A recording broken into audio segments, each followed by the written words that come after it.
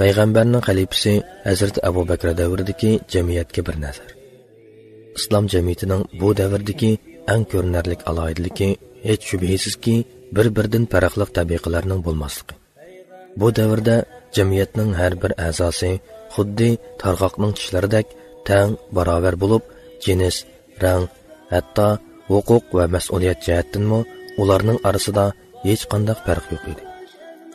Bu falsafiy teorema yoki yezib qo'yilgan bir parcha maqola orqali manfaatga erishish uchun ishlatilgan tijoriy ma'no va simvollik barobarlik emas, balki chin e'tiqoddan urg'ib chiqqan haqiqiy ma'nodagi barobarlik edi.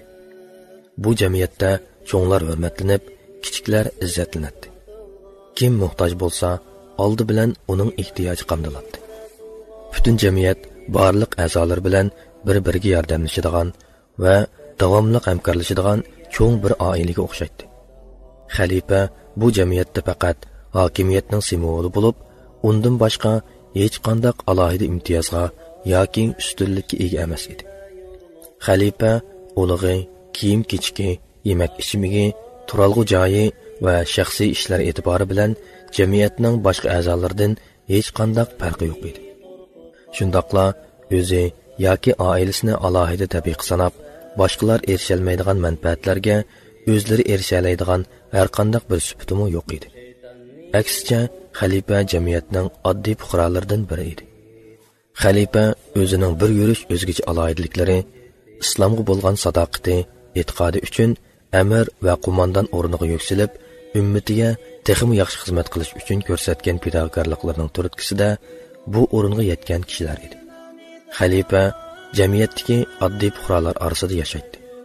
Ko'cha-ko'ylarda ular bilan birga kezadi. Birlikda bozor rastlarini aylanadi va ular bilan ilm-berim qilishadi. Ba'zida xalifaning uyi oddiy fuqarolarning uyidanmi oddiy sodda bo'ladi. Hatto ba'zilarining uyi tor, panjarasi oz bo'ladi. Ular xalq ommasining orasiga aralashib ketgan chog'larda kishilarga ta'limot beradi. Ba'zilarini ogohlantiradi. Xalqning shariat ahkomiga qanchalik itoat qilayotganligini tekshiradi va muhtoj kishilarni izlaydi. Ba'zida kishilar yo'ldala uningdan ma'lum bir masalani so'raydi. U shu yerda javob beradi.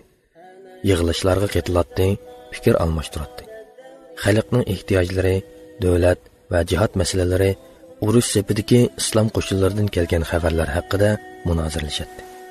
Xalifalar bakmu kamtar edi.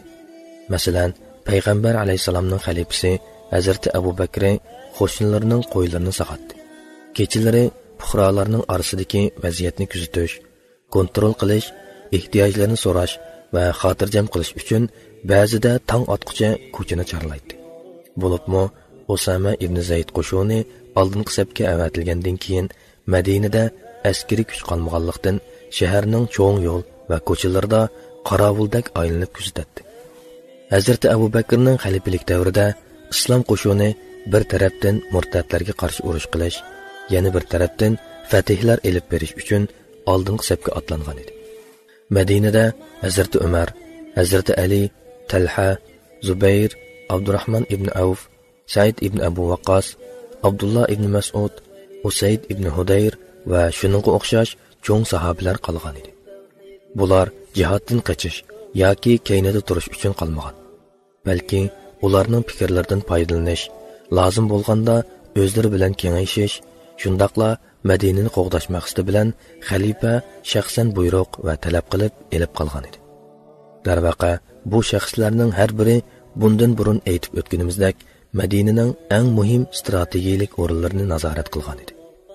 Ammo bu vazifa jarayonida va har qanday ahvolda Madinaning markazidagi masjidda xalifa bilan birga bo'layotgan kishilar bilan davomli turda aloqa qilib turadi. Va shu orqali yuz berish ehtimoli bo'lgan har qanday favqulodda hodisaga qarshi tayyor holatda turadi. Bu hurmatli sahobalar shuncha hurmat va mavqega ega bo'lsa-mu, boshqalardan farqlanib turadigan alohida taraflari yo'q edi. Xalq orasida shuncha hurmatga sazovor bo'lsa-mu, yanada shular bilan o'xshash saviyada turmush kechiradi. Ularning toki eng dastlabki ig'ir kunlardan e'tiboran musulmon bo'lishi, davomli payg'ambar alayhisalomning yanida o'rin olishi, Allah yo'lida uzun yil jihad qilishi, islom uchun ajr mehnat singdirishi va islomiy da'vat yo'lida haddi hisobsiz fidokorliklarni ko'rsatishi xalqning ularga bo'lgan hurmatining tubki sabablari edi. Undan boshqa kishilarning ularni haddidan ziyoda hurmatlashi va payg'ambarning xalifasining ular bilan kengashganlik sababidan ular alohida imtiyozga ega emas edi. Aksicha, jamiyatning har bir a'zosi ularning ustidan mahkamaga arz shikoyat qila oladi. Haqlarini ulardan ola oladi.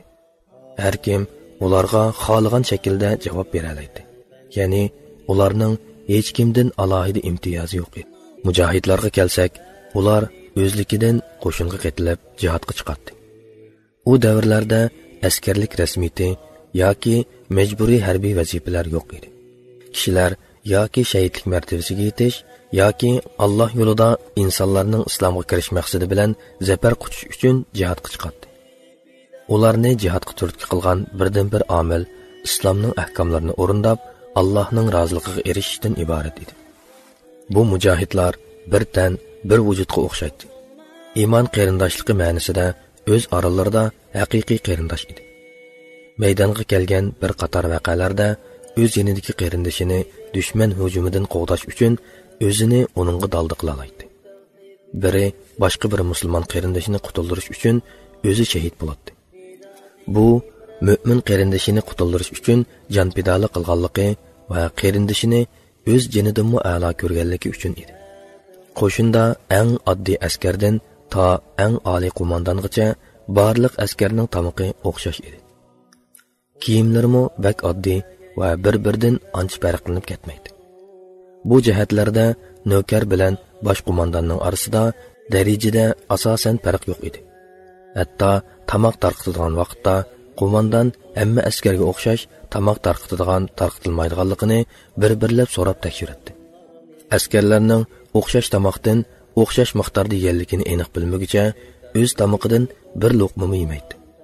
Qo'mondon bugun qo'mondon bo'lsa, aytisi oddiy navkar sifatida qo'shinga xizmat qiladi. Bugun tunigun o'z amrida bo'lgan askarning amriga bo'ysunadi va bu uning uchun qilcha yot tuyulmaydi. Uning nazarida faqat oldingi safda urush qilish jihatdan emas, o'zining amriga bo'ysunish jihatdanmi bugun qo'mondon bo'lish bilan aytisi oddiy navkar bo'lishning orasida hech qanday farq yo'q edi. Faqat bir askar qo'mondonlik o'rniga chiqqandan keyin albatta uning amridagi boshqa askarlarning itoat qilishi, urush planini o'rindash va uning amriga bo'ysunish qatorliq jihatlardagi pozitsiya muomillari o'zgarib, hamma odam o'z ig'ziga qaraydigan bo'ladi. Chegirada qarovullik qilayotgan yoki oldingi safda urush qilayotgan askarlar oilalaridan aslo ansirmaydi va ularning kelajagidan andisha qilmaydi. Chunki oilasini qo'g'daydigan, ularga ega bo'ladigan kuchlik va mas'uliyatchan bir organ bor edi. Askarning oilasiga oldi bilan xalifa mas'ul bo'ladi. Askarning vazifasi bo'lsa jihad qilish va bu orqali islomiy da'vat xizmatini qanot yoydirish edi. Piyodalar uchun ayrilgan g'animat ularga teng miqdorda tarqitib berilgandan keyin otliq askarlarga ayrilgan g'animatmi ularga teng miqdorda tarqitib beriladi. Bir mujohid bir dushman askarini o'ldirgan bo'lsa, u askar shu dushmanning ustidagi qimmatli buyumlarni o'zining qilib olsa bo'ladi. Har bir qabilaning o'z oralarida yoki o'z qabila to'g'lari ostida qo'shinga qatilishining sababi texmi ko'p g'ayrat, jasorat ko'rsatish bo'lib, boshqa qarindosh qabilalarning masxarasiga qolmaslik uchun urush qaynimiga bir-biri bilan baslashganda kirib ketadi. Bo'lmasa, martaba jihatda bir-biridan hech qanday farqlanmaydi. Masalan, Ubad ibn Bushir Yamama jangi bo'lgan vaqtda qarindosh qabilalarning oldida xijillikqa qolmaslik uchun ansorlarga to'xtamay chaqiriq qiladi. Jang oldida ularni g'ayratlantirishga tirishadi.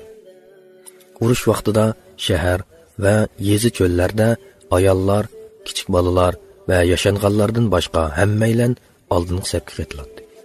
Bu tunji musulmon avom ichidagi bir kishi qo'li qurol tuta oladigan bo'lsa, o'zini hargiz kuchsiz va ojiz hisoblamaydi.